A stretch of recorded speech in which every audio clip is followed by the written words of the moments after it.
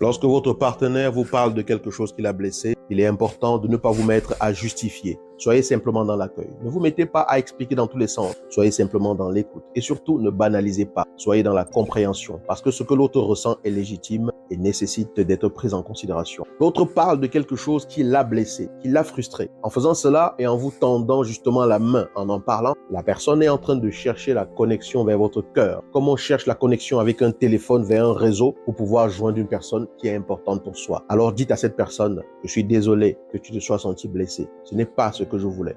Ce n'était pas du tout mon intention. Je ferai attention la prochaine fois. Je serai beaucoup plus vigilant afin que nous ne nous retrouvions pas dans ces situations et afin que tu ne connaisses pas la même douleur. Lorsque vous faites ça, vous avez montré à l'autre que l'autre est connecté à votre cœur. Et lorsque l'autre est connecté à votre cœur, vous fournissez la bonne base pour que votre relation puisse être construite. Pour que l'élément le plus important dans une relation puisse se développer, c'est ce qu'on appelle la connexion à différents niveaux. Vous devez comprendre que lorsque votre partenaire fait cet effort pour vous écouter, ne vous focalisez pas sur ce que la personne n'avait pas fait par le passé. Ne vous focalisez pas sur le fait qu'elle ne le fait pas toujours. Soyez dans l'accueil. Remerciez-la justement pour sa compréhension et pour son écoute. Parce qu'au fond, l'idée ce n'est pas de savoir qui a le plus souffert ou qui est le plus dans la douleur.